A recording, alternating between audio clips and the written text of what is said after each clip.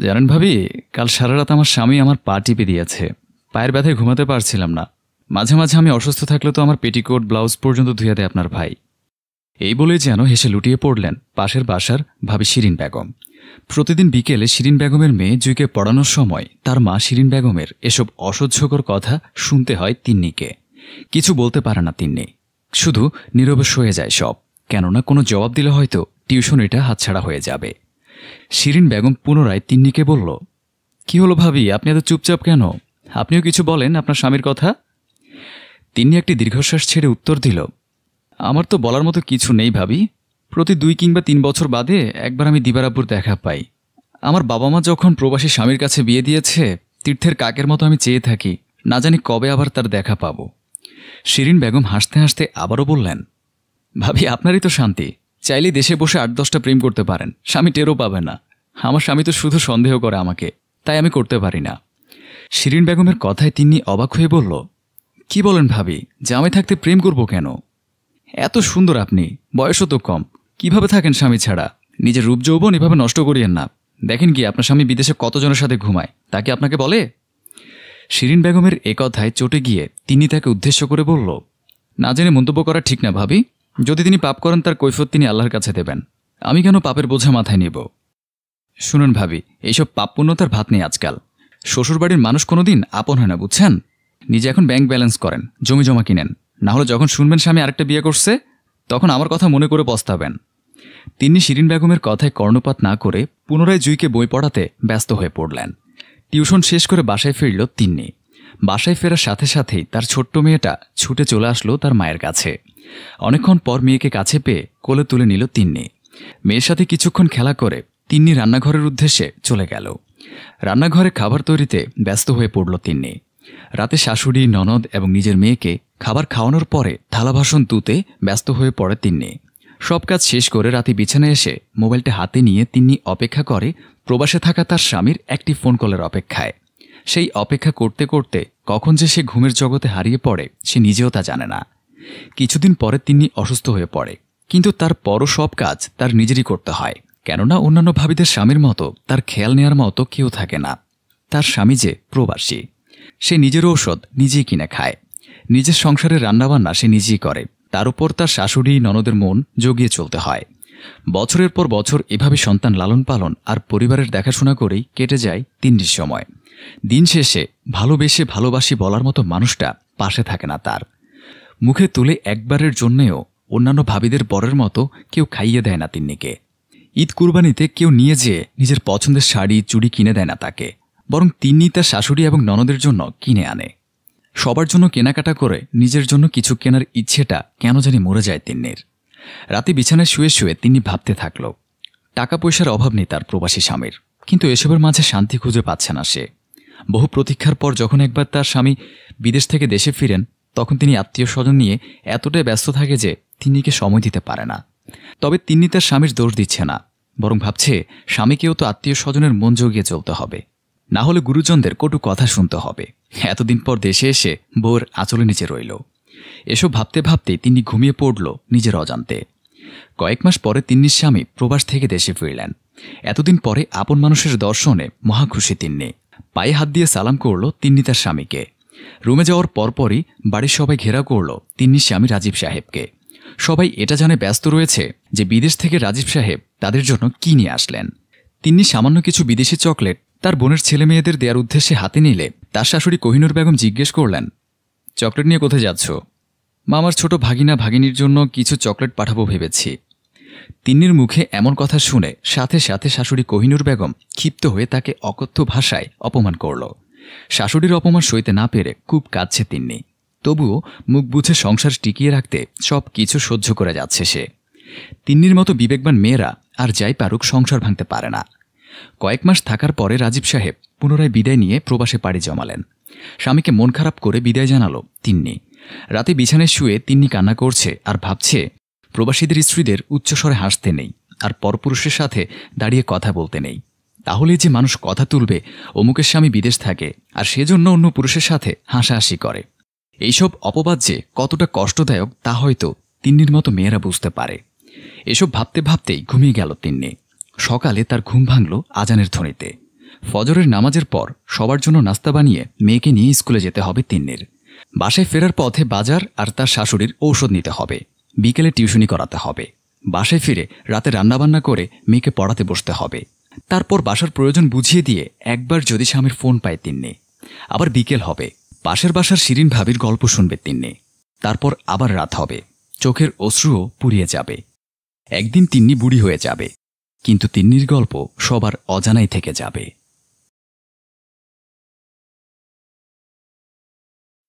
আম্মা, আমার বান্ধবীর বিয়ের অনুষ্ঠান তো। ও অনেক করে বলছিল যাওয়ার কথা। তাতে কি হচ্ছে? ছোটবেলার বান্ধবী। শোনো, কানের কাছে প্যাচ প্যাচ করো না। আমার ছেলে যতদিন না বিদেশ থেকে ফেরে এ বাড়ির বাইরে যাওয়া বন্ধ তোমার জন্য। আমি সকালে গিয়ে বিকেলের মধ্যেই চলে আসব। আমার এক কথা একবারের বেশি বলতে ভালো লাগে না। যাও এখান থেকে, দেখো কি কাজ পড়ে আছে। নীলা তার শাশুড়ি আমেনার ঘর থেকে বিষণ্ণ মন নিয়ে তার ঘরে গেল। ঘরে গিয়ে তার স্বামীকে ফোন দিল। হ্যালো। বলো। বলছিলাম কি, আমার বান্ধবী তনুর বিয়ে, আমাদের বাড়ির পাশে ওদের বাড়ি। আমি ওখানে যেতে চাই। সকালে গিয়ে বিকেলে চলে আসব। না, কোথাও যাওয়া চলবে না। আর বান্ধবীর বিয়ে, ওখানে বন্ধুরাও আসবে তো, তাদের সাথে গিয়ে ডলাডলি করা লাগবে না। এসব কি বলছো তুমি? গেলে আমি বোরকা পরে শালীনতার সাথেই যাব। আমাকে এত শালীনতা বোঝাতে এসেছ? এক বান্ধবীর বিয়েতে বাকি বান্ধবীরা যে ফষ্টি নষ্টি করতে যায় তাকে আমি জানি না? আসলে মাকেও খুব দেখতে ইচ্ছে হচ্ছিল, তাই ভেবেছিলাম একেবারে দেখিয়ে আসব। অত মা বাবা করলে স্বামী সংসারে মন বসে না। মন দিয়ে সংসারটা করো আগে, তারপর অন্য কিছু ভেবো। আর আমি তো সামনের মাসে চলে আসছি, তখন যেও। এখন ফোন রাখো, কাজের সময় এতবার ফোন দিবা না। নীলা ফোনটা কেটে দিয়ে এক মনে চিন্তা করেই যাচ্ছে। কি জীবন তার, আর কি জীবন তার বান্ধবীদের। তার বান্ধবীরা তার কাছে এসে যখন শাশুড়ির বাড়ির বর্ণনা করে, তখন নীলা ভাবে, কি চেয়েছিলাম আর কোথায় বিয়ে হলো। শাশুড়িটা সারাদিন দোষ ধরে বকাবকি করে, আর জামাইটাও তেমন, সব সময় বেশি কথা বলে। নীলা নিজের মনে এসব ভেবেই যাচ্ছে। তখনই তার শাশুড়ি তার রুমে এসে বলে, বাপের বাড়ি থেকে কটা চাকর এনেছ যে সব সময় শুয়ে বসে কাটাবে? কোনো কাজ আছে নাকি আম্মা? কাজ করলে তো কত কাজই আছে, আর না করলে নাই। কি কাজ করতে হবে?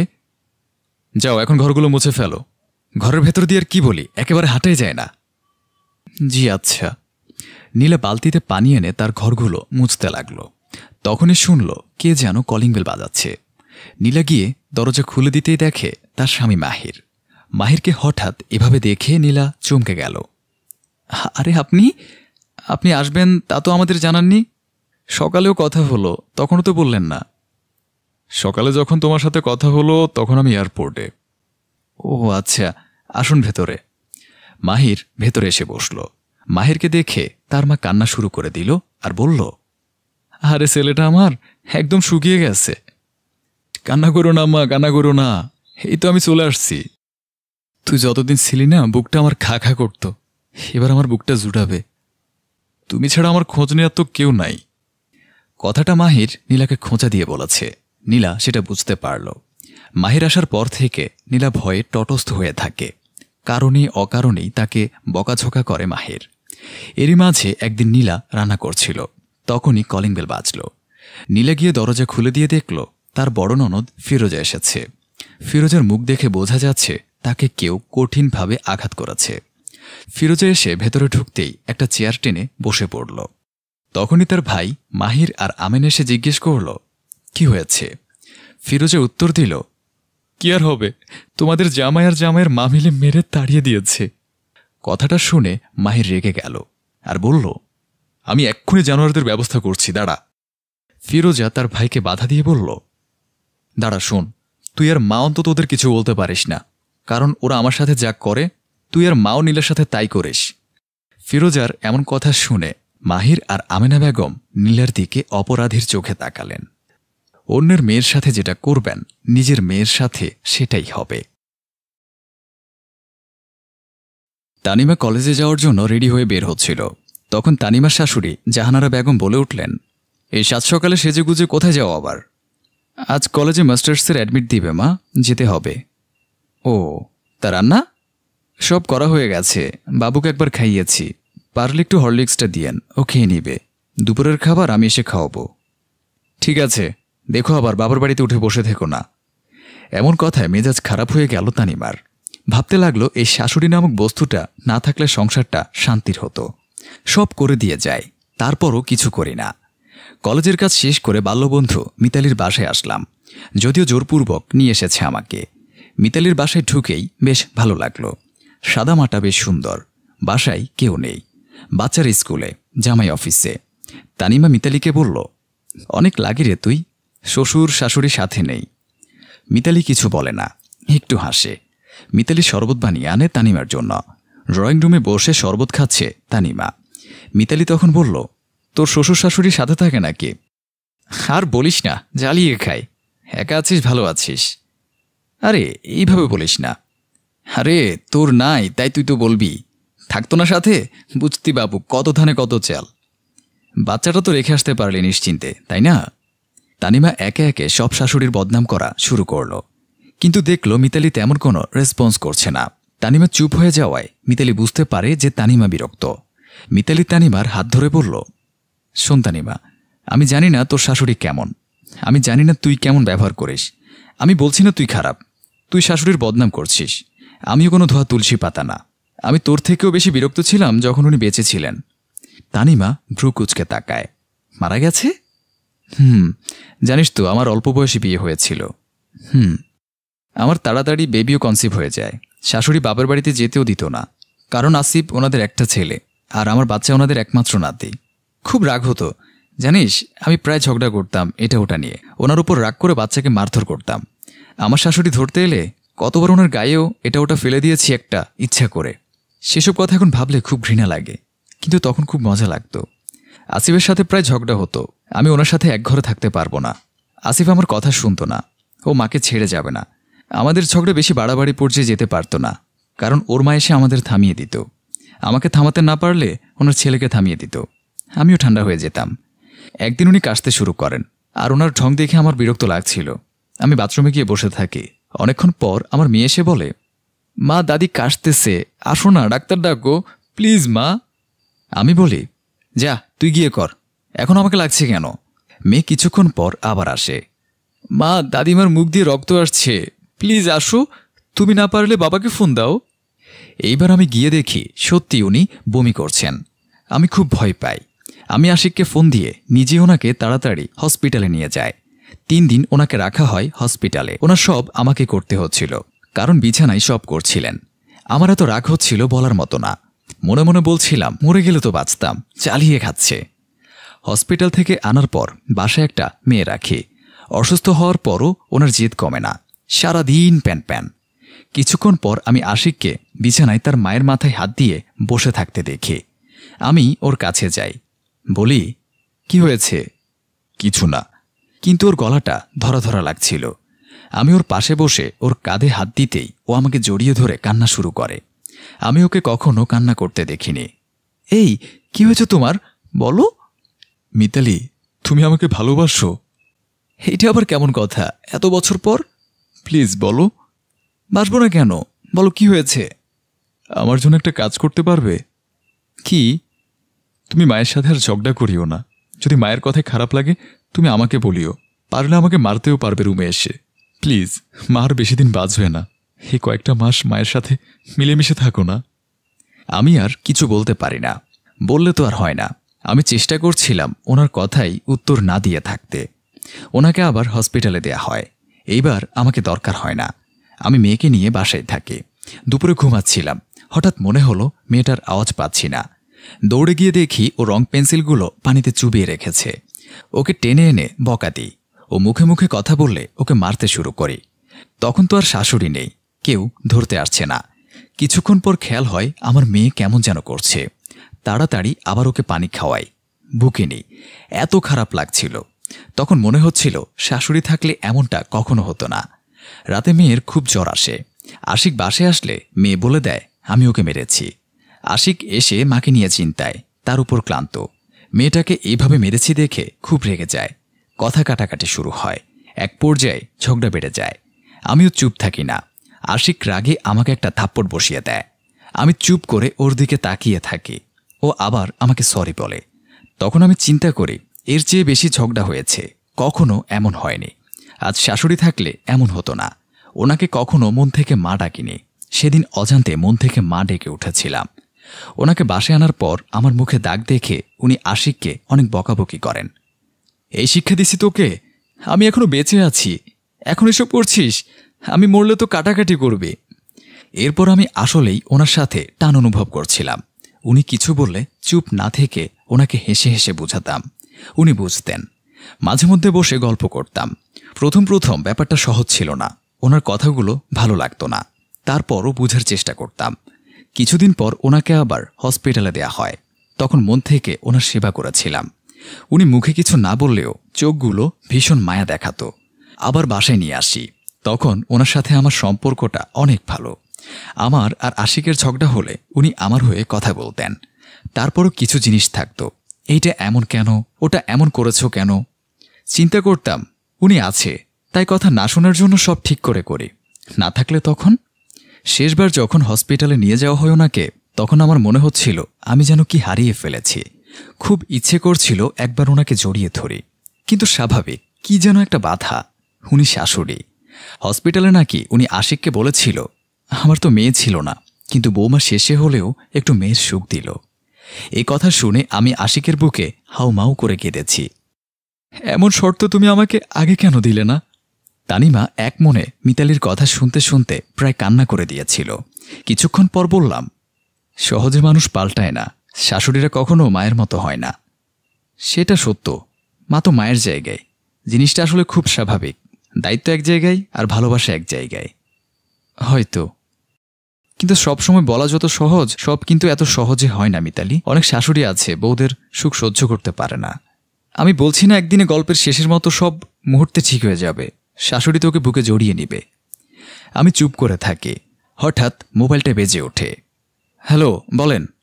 বাবু তো খুব কান্না করছে, আসবে কখন? কাজ শেষ হয়েছে? কেন কান্না করছে কেন? পায়খানা করছে, পরিষ্কার করে দিছি। আচ্ছা, আমি আসতেছি। মিতালির থেকে বিদায় নিয়ে বের হচ্ছি, তখন আবার ফোন দিলাম শাশুড়িকে। হ্যালো মা, আপনার জন্য কিছু লাগবে? না। তারপরও একটা বাটি আইসক্রিম নিয়ে বাসায় ঢুকলাম। মা এটা খুব পছন্দ করে। বাসায় গিয়ে ওনার জন্য রান্না করলাম। মিতালির কথা মতো চেষ্টা করলাম ওনার সাথে ভালো সম্পর্ক করার। ব্যাপারটা সহজ ছিল না, কিন্তু তত কঠিনও ছিল না। ওনার কোনো কথা আমার ভালো না লাগলে আমি ওনাকে বলতাম। ওনাকে বলেছি পেছন থেকে না বলতে, ভুল হলে বলবেন, তাহলে আমি শুধরে নিব। আর আমি খেয়াল করলাম এই সামান্য ব্যাপারটা সহজ হলে সব সহজ হয়ে যায়। আসলেই অন্ধকারকে অন্ধকার দিয়ে নয়, আলো দিয়ে দূর করতে হয়। হাজব্যান্ডের সাথে বনিবনা না হওয়ায় ডিভোর্সের সিদ্ধান্ত নেয় সামিয়া। সামিহা ডিভোর্স দিয়ে দেয়, অথচ নিজের পছন্দের মানুষকেই বিয়ে করেছিল সে। বিয়ের পর এভাবে একজন মানুষ বদলে যাবে সে কল্পনাও করেনি। মায়ের বাসায় প্রথম কিছুদিন ভালোই কাটল তার, কিন্তু কিছুদিন যেতেই জীবনের ভয়ঙ্কর রূপটা সে দেখতে পেল। ডিভোর্সের কথা জানাজানি হতেই পাড়া প্রতিবেশী আত্মীয় স্বজনরা তাকে কথা শোনাতে শুরু করল। সামিহার ফুফি বলছে, আজকাল কি ট্রেন্ড চালু হলো, কথায় কথায় ডিভোর্স দিয়ে দেয়, একদম যেন পান্তা ভাত। এখন তোর কি উপায় হবে? কে বিয়ে করবে তোকে? সমাজে মুখ দেখাতে পারছি না তোর জন্য। আমি কি বলেছি আমাকে আরেকটা বিয়ে দিতে হবে? তুই বলবি কেন? তোর বয়সই বা কত হয়েছে? বাকি জীবন একা একা কাটাবি কি করে? আমরা তো সংসার করি, একটু আধটু ঝামেলা তো হয়ই, তাই বলে ডিভোর্স দিতে হবে? চত্ব সব। আমি বিয়ে করব না ফুফু, তোমারও তো ভাবতে হবে না আমাকে নিয়ে। আমার মা বাবা আছে, আমার কাউকে লাগবে না আর। একরাশ বিরক্তি ছেপে সামিহা তার রুমে চলে গেল। প্রায় প্রতিদিনই কেউ না কেউ তাকে কথা শুনিয়ে যায়। সব সময় সে জবাব দিতে পারে না। তার পক্ষ হয়ে মাই বলে দেয় সব কিছু। কিন্তু কিছুদিন পর বাসায় পরিবেশ চেঞ্জ হতে শুরু করল। আগের মতো বাসার কেউই তাকে পছন্দ করে না। ছোট বোন প্রায়ই অপমান করে সামিহাকে, আর বাবাও তার সাথে কথা বলে না আর।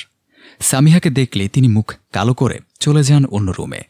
সে বাবার কাছে ক্ষমা চাওয়ার অনেক চেষ্টা করেছে, কিন্তু লাভ হয়নি। আমি কি করলে বাবা আমাকে ক্ষমা করবে মা? আমি জানি না। আত্মীয়দের প্রতিবেশীদের কাছে কত কথা শুনতে হচ্ছে তোর বাবাকে, জানিস? মান সম্মানের কিছুই নেই আমাদের। সামিহা বুঝতে পারে না তার কি করা উচিত। নামাজে সে আল্লাহর কাছে সাহায্য চায়, এছাড়া আর কি করবে ভেবে পায় না সে। কিন্তু একদিন তার উপর যেন আকাশ ভেঙে পড়ে। বই পড়ছিল সে, আর তখনই হঠাৎ করে তার মা এসে আক্রমণ করে তাকে। সারাদিন খাওয়ার ঘুমানো ছাড়া কিছু করিস তুই? আমার কাজও তো একটু সাহায্য করতে পারিস। এসে তো পড়েছিস আমাদের ঘাড়ে, কোথাও গিয়ে টিকতে পারলি না। খুব তো আমাদের অমান্য করে বিয়ে করেছিলি, এখন আমাদের উপর পড়ে আবার মহারানীর মতো থাকিস। আমার ঘরে থাকতে হলে কাজ করে থাকতে হবে। মায়ের এক একটা কথা যেন তীরের মতো বিঁধল।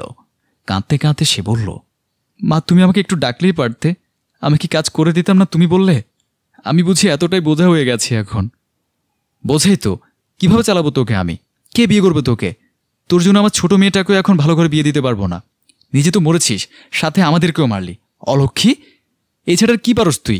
এত মেয়ে সংসার করছে, তাদেরও তো এসব দেখি না, যত সমস্যা শুধু তোরই হয়। সামিহা শুধু অবাক হয়ে ভাবল, এই মাই তো তাকে সাপোর্ট দিয়েছিল, তিনি তো সব জানতেন, তিনি তো বলেছেন ওখানে পড়ে না থাকতে, আর আজ সেই মা কিনা এসব বলছে। সে কান্না মুছে কিচেনে চলে যায় বাকি রান্না করার জন্য। সেদিন বিকেলে সামিহার বাবা বললেন তিনি আর সামিহার লেখাপড়ার খরচ চালাবেন না, সে যেন নিজের খরচ নিজেই চালায় এখন থেকে। 3rd ইয়ারে পড়া সামিহা বুঝতে পারল না সে কিভাবে নিজের খরচ চালাবে, কে দেবে তাকে চাকরি। সে বন্ধুদেরকে ফোন করতে থাকলো একটা চাকরি ম্যানেজ করে দেওয়ার জন্য। হারে হারে টের পাচ্ছিল সামিহা কতটা বোঝা হয়ে গেছে বাবা মায়ের কাছে এখন সে। অনেক চেষ্টার পর ফ্রিল্যান্সিং করার সিদ্ধান্ত নিল। পড়ালেখার পাশাপাশি সে ফ্রিল্যান্সিং করা শুরু করল। নিজের খরচ নিজে ম্যানেজ করে ফেলল এইভাবে। প্রয়োজন ছাড়া বাসার কেউই তার সাথে কোনো কথা বলে না, আর আগের মতো একসাথে খেতে বসে না, আড্ডাও হয় না। দেখতে দেখতে 3 বছর পূর্ণ হলো। অনার্স ফাইনাল দিয়েই বিসিএস এর অ্যাপ্লাই করেছিল সে। আজ বিসিএস এর রেজাল্ট বের হয়েছে। রেজাল্ট চেক করে দেখে প্রশাসন ক্যাডারে চান্স পেয়েছে সে। রেজাল্ট দেখেই সে মা বলে চিৎকার দিয়ে কান্না শুরু করে দিল। পাশের রুম থেকে তার মা ছুটে এসে জানতে চাইলেন, কি হয়েছে, কাঁদছিস কেন? মা, বিসিএস এর রেজাল্ট পেয়েছি, আমার প্রশাসন ক্যাডার এসেছে মা। সামিহার মা আলহামদুলিল্লাহ বলেই মেয়েকে জড়িয়ে ধরলেন। তারপরে তিনি তার হাজব্যান্ডকে ডেকে নিয়ে আসলেন সামিহার রুমে। আমাদের সামিহা ক্যাডার হয়েছে, প্রশাসন ক্যাডার। এতগুলো বছর পর আজ তার বাবা মেয়ের দিকে তাকিয়ে হেসে বললেন, আলহামদুলিল্লাহ, আমার মেয়ে বলে কথা। যাই গিয়ে মিষ্টি নিয়ে আসি, সবাইকে জানাতে হবে তো। সামিহা দেখল কয়েক মিনিটের ব্যবধানে পুরো বাসার সিনারি পাল্টে গেছে। কি উৎসবমুখর পরিবেশ। যেই ফুফু এত অপমান করেছিল তিনিও এসে প্রশংসা করছেন। সামিহা মনে মনে ভাবল, আজ ভালো রেজাল্ট করেছি বলে সবাই প্রশংসা করছে, গর্ব করছে।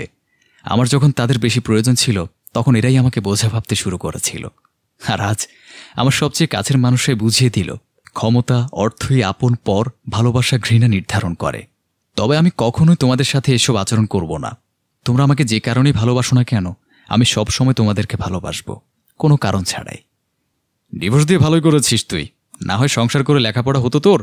আজ দেখ তুই কোন পজিশনে গেলি, এখন তো তোর জন্য পাত্রের অভাবও পড়বে না। আমরা আমাদের মেয়েকে বিয়ে দিলে তো কিসের অভাব সামিহার, ওর যখন ইচ্ছে হবে তখনই ও বিয়ে করবে, আমরা কিছু বলার কে? সামিহা মনে মনে হাসল সবার এই বদলে যাওয়া দেখে।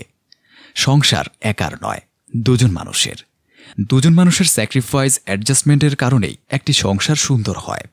অন্যের কথায় সংসার ভাঙার সিদ্ধান্ত নেয়া বোকামি, কারণ সংসার ভাঙার পর সবচেয়ে আপন মানুষগুলো পর হয়ে যায়। আল্লাহ তাআলা ডিভোর্স অপছন্দ করে, তাই চেষ্টা করা উচিত প্রথমে সমাধান খুঁজে বের করার, নয়তো পরে শুধু আফসোসই করতে হয়। কারণ প্রতিটা মানুষই একটা সময় পরে বদলে যাবেই, এটাই মানুষের ধর্ম।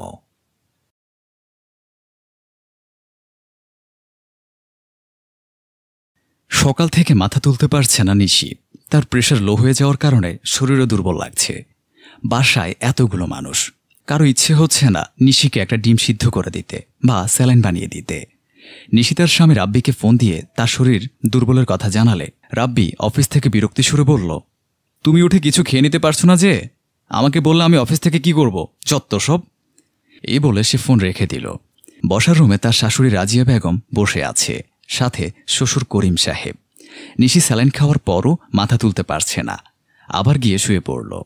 নিশি ভাবতে লাগলো, বিয়ের আগে যখন ওর একটু খারাপ লাগতো তার মা কিভাবে তাকে যত্ন করে বিছানায় এনে খাওয়াতো। সে বিরক্ত হতো, কিন্তু শ্বশুরবাড়িতে খাওয়ানো তো দূরের কথা, কেউ সে জিজ্ঞেসও করে না কেমন লাগছে, যেন কোনো অপরাধ, অসুখ হওয়া। নিশির শরীর কয়েকদিন ধরেই খারাপ লাগছে, তাই সে মায়ের কাছে যেতে চেয়েছে। কারণ অসুস্থ হলে মেয়েরা শ্বশুরবাড়িতে মায়ের অভাবটা তীব্রভাবে বুঝতে পারে। কারণ ঘরের বউদের কেউ সেবা করার প্রয়োজন মনে করে না, বউরা বাধ্য অন্য কারো অসুখ হলে তার সেবা করার। রাব্বিকে নিয়ে নিশি ওর বাপের বাড়ি যাওয়ার কথা বলেছিল, কিন্তু নিশিকে ওর শাশুড়ি যেতে দেয়নি। বলেছে, এগুলো অসুখ না, সব অভিনয় করছে, এখানের কাজকর্ম ফেলে বাপের বাড়িতে গিয়ে উঠে বসে থাকার জন্য, আর কিছু না। এখানে আমাদের রেঁধে বেটে কে খাওয়াবে? সে বাপের বাড়ি গিয়ে বসে থাকলে? কেন, আমি আসার আগে কি আপনারা না খেয়ে থাকতেন? আর কথা বাড়াচ্ছ কেন? যাও। কাল রান্না করা আছে, তাই নিশি শুয়ে আছে। একটু পর রাজিয়া বেগম এসে বলল, সারাদিন শুয়ে আছো কেন মহারানীর মতো? তোমার বাবা কি 4টা কাজের লোক পাঠিয়েছে? মা, আমার খুব দুর্বল লাগছে, মনে হয় প্রেশার লো হয়ে গেছে, তাই শুয়ে আছি। আর রান্না তো করাই আছে। ঘরে তো খাবারের অভাব নেই, খাও। তখন আবার মানুষজন বলবে আমরা বউকে খাওয়াই না। উঠে ডিম খেয়ে নাও, আমাদেরও দাও, খাই আমরাও। বাবা, আমি মাথা তুলতে পারছি না, কিভাবে খাবো আর খাওয়াবো? শুয়ে আছো তাই বেশি খারাপ লাগছে, উঠে কাজ করো, ভালো লাগবে। নিশি দীর্ঘশ্বাস ফেলে। এদের প্রেশারের একটু সমস্যা হলে 3 দিন বিছানায় থাকে, আর নিশি কাজ করলে ঠিক হয়ে যাবে। ওঠো ওঠো, যাও রান্নাঘরে যাও, ডিম সেদ্ধ করে ভুনা করে ফেলো দুপুরের জন্য।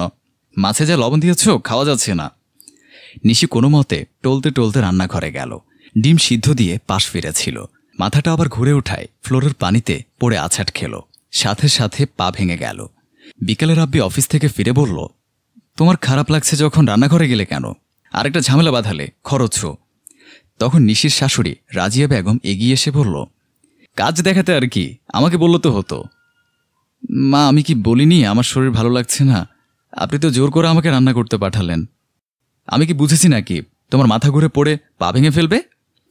নিশি আর কিছু বলার আগেই রাজিয়া বেগম তার ছেলেকে বলল, বৌমা কয়েকদিন ধরেই তো বাপের বাড়ি যেতে চাইছে, যা ওকে বাপের বাড়ি দিয়ে আয়। বাপের বাড়িও থাকা হবে, আর পা সুস্থ হলে তবে ফিরবে আর কি।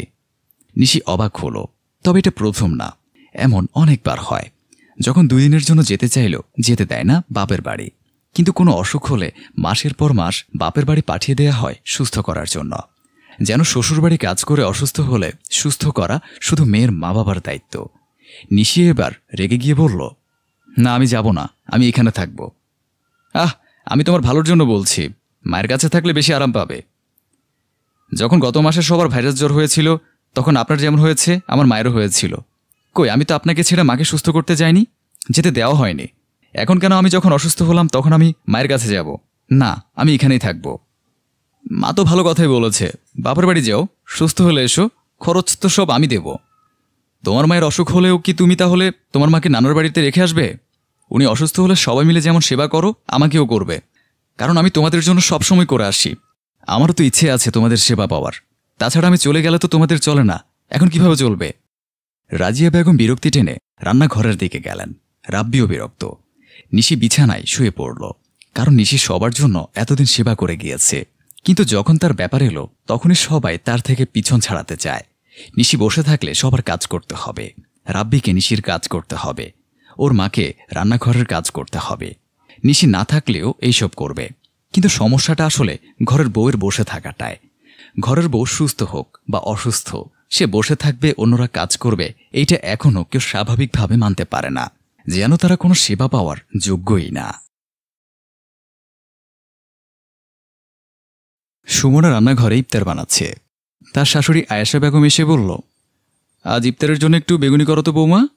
সুমনা কিছু বলার আগেই সুমনার স্বামী আসাদ কলিং বেল দিল। সুমনা দরজা খুলতেই আসাদ তার হাতের বাজারের থলে আর গোটা একটা মিষ্টি কুমড়া হাতে দিল।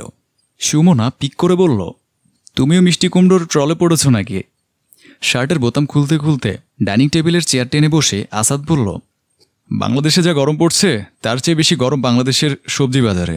500 টাকা নিয়ে বাজারে ঢুকেছি, মাছ আর সবজি যে আনতে পেরেছি তাতে 2 দিন যাবে। আসাদের কথা শুনে সুমনা বলে উঠল, মিষ্টি কুমড়োটা এনে ভালোই করেছ, এটা কয়েক রকম করে 3-4 দিন খাওয়া যাবে। হ্যাঁ, কুমড়োটা সস্তার মধ্যে বেশি পেলাম, 30 টাকা করে কেজি, 2 কেজি কুমড়োটা যাবে কয়েকদিন। এই বলে আসাদ রুমে ফ্রেশ হতে চলে গেল। সুমনা বাজার খুলে দেখল কিছু ছোট মাছ, পুঁইশাক, আলু, একটা পেঁপে, আধা কেজির মতো বরবটি আর 1 কেজি চিনি এনেছে আসাদ। বেগুন আনেনি দেখে কিছু বলতে গিয়েও পারল না সুমনা, কারণ এই মাসের বেতনটা এখনও হয়নি আসাদের। কিন্তু সুমনার শাশুড়ি আয়েশা বেগম শুধু ছোলামুড়ি, পেঁয়াজু, শরবত দিয়ে ইফতার করতে চান না। একটু আগে বলেই গেলেন বেগুনি বানাতে। তাই সুমনা মিষ্টি কুমড়াকে পাতলা পাতলা করে কেটে বেগুনির মতো ভেজে ফেলল। ভাবল দেখতেও সুন্দর, খেতেও পুষ্টিকর হবে। ইফতারের জন্য সব কিছু যখন সাজিয়ে রাখল সুমনা, আয়েশা বেগম খুশি হয়ে বললেন, বেগুনি বানিয়েছ বৌমা? ভালো হয়েছে। ছোলার মুড়ি খেতে খেতে আর ভালো লাগছিল না। আসাদ সুমনার দিকে তাকালো। সে তো বেগুন আনেনি, আনার ইচ্ছে ছিল, কিন্তু দাম শুনে দেখে আবার রেখে দিয়েছিল আসাদ। আজানের পর খেজুর শরবত দিয়ে রোজা ভেঙে আয়েশা বেগম বেগুনি খাওয়ার আশায় সেটা তুলে নিলেন তাড়াতাড়ি। মুখে দিতেই সুমনার দিকে তাকিয়ে বলল, ফকিন্নি ঘরের মেয়ে, কি বানিয়েছ এটা? কি হয়েছে মা? বেগুনিটা খুলে মিষ্টি কুমড়া বের হতেই চেঁচিয়ে উঠলেন, আমাকে বোকা বানাচ্ছ? বেগুনি বলে মিষ্টি কুমড়া খাওয়াচ্ছ? বোকা বানাবো কেন? আমি তো বলিনি বেগুনি বানিয়েছি। আমি কি রোজা রেখে মিথ্যা কথা বলবো? বোকা নয় তো কি, আমি বেগুনি খেতে চেয়েছি বলে এই কুমড়ো দিয়ে বানিয়ে আমাকে অপমানিত করছো তুমি? মা, ওকে বকছো কেন? ও কি করে বেগুনি বানাবে? আমি তো বেগুন আনতে পারিনি, অনেক দাম বেগুনের। বেগুন কিনতে গেলে অন্য সবজি আমি কিনতে পারতাম না। আসাদ কুমড়োর নাস্তাটা মুখে দিয়ে বলল, এটাও বেশ ভালো হয়েছে, খেতে তো অসুবিধা নেই মা। এটা কোনো খাবার হলো? এটা তো অপমান হলো আমার। খাবার দিয়ে কি কেউ অপমান করতে পারে মা? প্রতিটি সবজিই তো আল্লাহর নিয়ামত। বাংলাদেশের অসাধু ব্যবসায়ীদের জন্য মানুষেরা বেগুন কিনতে পারছে না মা, তাই বলে কি কারো রোজা আটকে আছে? ছোটবেলা মা আমাদের আলু দিয়ে পেঁপে দিয়ে বানিয়ে দিত, আমরা মজা করে খেতাম। আসাদ বলে উঠল, তুমিও তো বানাতে মা আমাদের জন্য আলু দিয়ে। এ কথা শুনে আয়েশা বেগম বলে উঠলেন, হয়েছে হয়েছে, নিজের অসামর্থ্যের কথা ঢাকতে এইসব কথা বলতে হবে না। উনি এই বলে রেগে উঠে চলে গেলেন। সুমনা উঠতে চাইলে আসাদ ওকে বলল, সারাদিন কাজ করেছো তুমি, ইফতার করে নাও আগে। আমার সামর্থ্য হচ্ছে না, তাই আমি বেগুন আনতে পারিনি। তুমি কথা শুনবে কেন? আমি বাইরে থেকে কাল মায়ের জন্য 2টা বেগুনি নিয়ে আসবো। মা তো বাইরের কিছু খেতে পারে না। আসাদ দীর্ঘশ্বাস ফেলে বলল, ছেলের যতটুকু সামর্থ্য ততটুকুই তো দিতে পারবে মাকে। সুমনা আর আসাদ ইফতার শেষ করল। সুমনা রান্নাঘর গুছিয়ে ওর শাশুড়ির জন্য ইফতার নিয়ে ওনার রুমে গেল। মা, খেয়ে নিন। না মা, খাবারের উপর রাগ দেখাতে নেই, আপনিই তো শিখিয়েছেন। রোজা তো সংযমের মাস, আমাদের ইচ্ছেগুলো সংযমের মাস, অন্যায় অবিচার সংযমের মাস। কিন্তু দেখুন, দেশের নিত্যপণ্যের সংযম নেই। কেন নেই তা তো আমাদের জানা নেই। আপনার ছেলে তো মাস সামান্য বেতন, বাসা ভাড়া, ঘর খরচ আর আপনার ওষুধ এনে কয় টাকাই বা হাতে থাকে। আপনি চাইলে সে হয়তো অন্য তরকারি না এনে 1 কেজি বেগুন নিয়ে আসবে, এমন আহামরি কিছু না হয়তো। কিন্তু সেটা দিয়ে আমাদের কয়দিনই বা যাবে মা? কাল আবার ছুটতে হবে বাজারে। প্রতিদিন বাজার করা কি সম্ভব মা আমাদের মতো মধ্যবিত্ত মানুষের জন্য? তাই সে কুমড়ো এনেছে, আমি কুমড়ো দিয়ে বানিয়েছি। তাই বলে রোজার মাসে একটু বেগুনি লাগবে না? সারা জীবন খেয়ে এসেছি আমরা। মা, আল্লাহের পাকিস্তান, সৌদি আরবে কি বেগুনি নামের কোনো নাস্তা আছে ইফতারে? তাদের রোজা কি কায়েম হচ্ছে না? হ্যাঁ, আমাদের দেশে এত বছর একটা নিয়ম হয়েছে বেগুনি খাওয়াটা, কিন্তু বাধ্যতামূলক তো নয়। তাই যে অভ্যাস আমাদের সামর্থ্যে নেই তা ত্যাগ করাই তো সবার জন্য ভালো। আয়েশা বেগম সুমনার কথা বুঝতে পারলে ইফতার শেষ করে নিলেন। পরের দিন বিকালে সুমনা রান্নাঘরে ইফতার বানাচ্ছে। আয়েশা বেগম গিয়ে কালকের বাকি অর্ধেক মিষ্টি কুমড়োটা কেটে নিয়ে সুমনাকে দিয়ে বলল, বৌমা, এই নাও, এটা দিয়ে বেগুনি বানাও। সামর্থ্যের মধ্যে স্বাদ পূরণ হওয়া উচিত। আমাদের দেশে নিত্যপণ্যের দাম লাগাম ছাড়া বাড়ছে, কিন্তু এমন অনেক সবজি আছে যা তুলনামূলক কম দামের কারণ এগুলোর সরবরাহ বেশি আছে। তাই আমরা দাম কেন বেশি সেই নিয়ে অযথা কষ্ট না পেয়ে সহজলভ্য আর কম দামের সবজি দিয়ে সহজেই পুষ্টিকর খাবার বানাতে পারি। মনে রাখবেন, রোজা সংযমের মাস, তাই ইফতারকে আল্লাহর নিয়ামত মনে করে খাওয়া উচিত।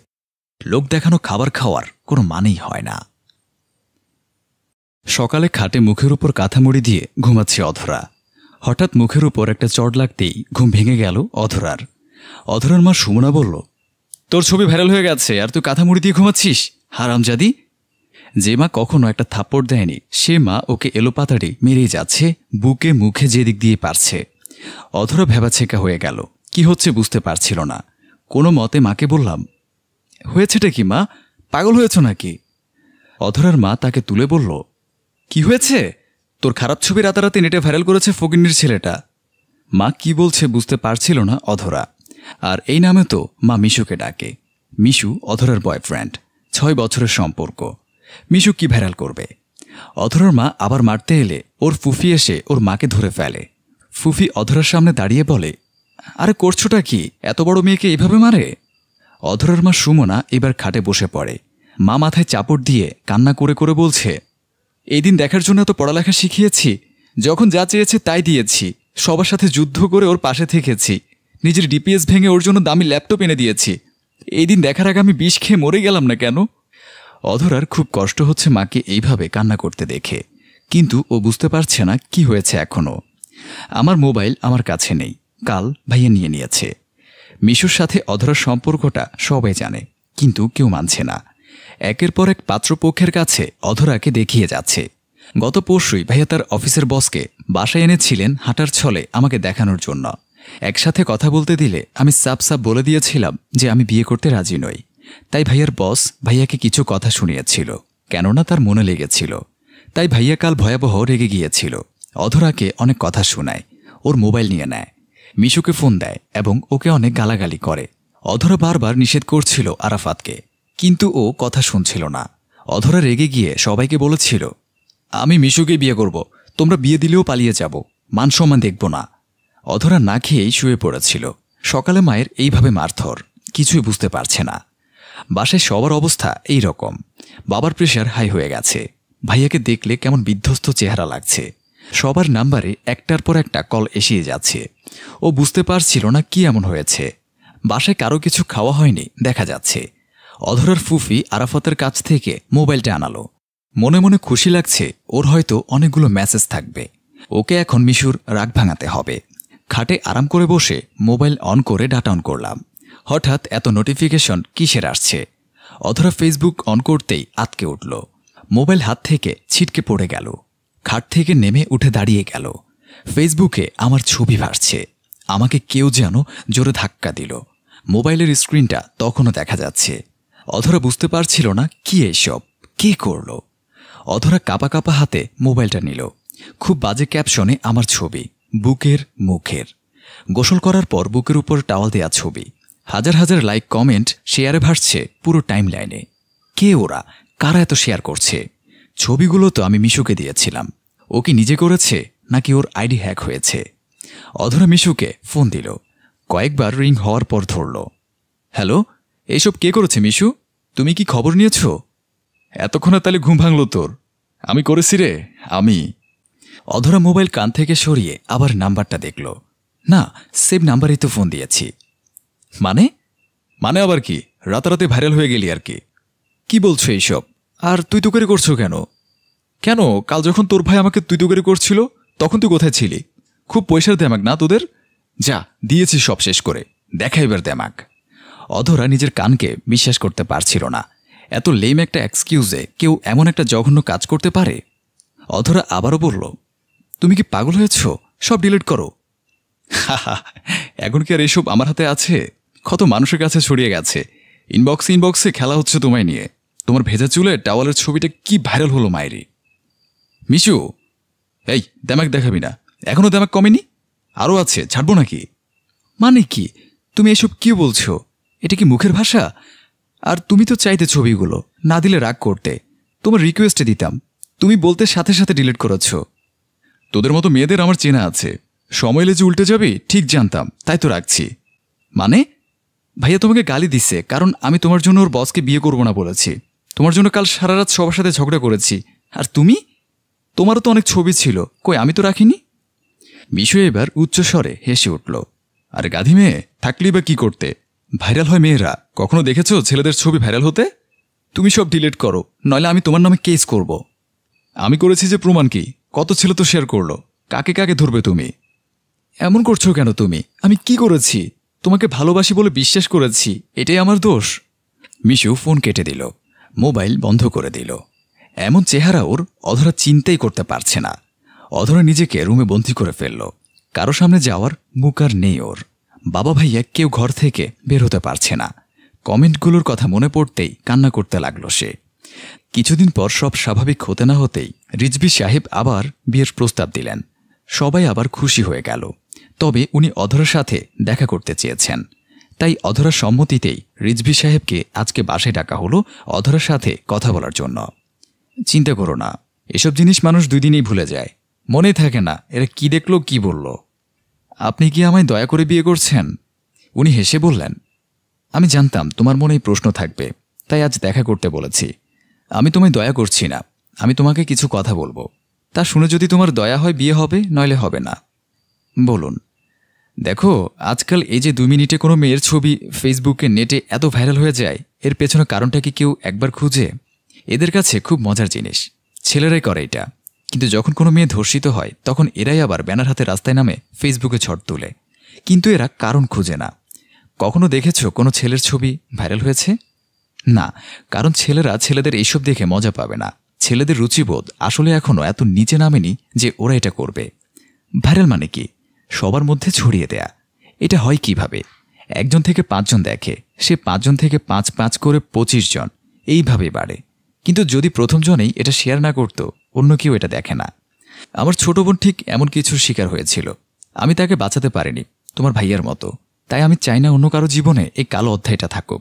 কাউকে বিশ্বাস করাটা অপরাধ নয়, যে বিশ্বাস ভাঙে সে অপরাধী। কিন্তু আমাদের সমাজে যার ক্ষতি হয় তাকে দোষ দেয়া হয়। একটানা কথাগুলো বলে পানি খেলেন উনি। আমি তার দিকে তাকিয়ে রইলাম। অনেকক্ষণ পর উনি বললেন, আমি সাধারণ, হিরো নই। আমি তোমায় শাড়ি গয়নায় ভরিয়ে রাখতে পারবো না, গোলাপ এনে লাগাতে পারবো না মাথায়, কিন্তু মাসের বাজারটা আমি ঠিক করে রাখবো। কথায় কথায় রোমান্টিক আমি নই, তবে তোমাকে একা ফেলে যাব না। ঝামেলা হলে মাকে বলবো ক্ষমা করে দাও, তোমাকে বলবো মানিয়ে নাও। যদি এরপর তুমি আমাকে দয়া করে বিয়ে করতে চাও, তোমার ব্যাপার। অধরা সেদিন আর কিছুই বলতে পারল না, শুধু এই মানুষটিকে চোখ ভরে দেখল আর ভাবল, মিশুও পুরুষ আর উনিও। তারপরও তাদের মানসিকতায় কত তফাৎ। তাদের বিয়ে হলো, সবাই বেশ খুশি। অনেকদিন হয়ে গেল, কেউ কিছু বলেনি আর ভাইরাল হওয়ার ছবি নিয়ে। বছর 5 পার হলো, অধরা রিজভির ছেলে হলো। সবাই ভুলে গেল সব, শুধু ভুলতে পারেনি অধরা। এখনো মাঝরাতে নাকে মুখে পানি ঢুকে নিঃশ্বাস আটকে যাচ্ছে এমন মনে হয়।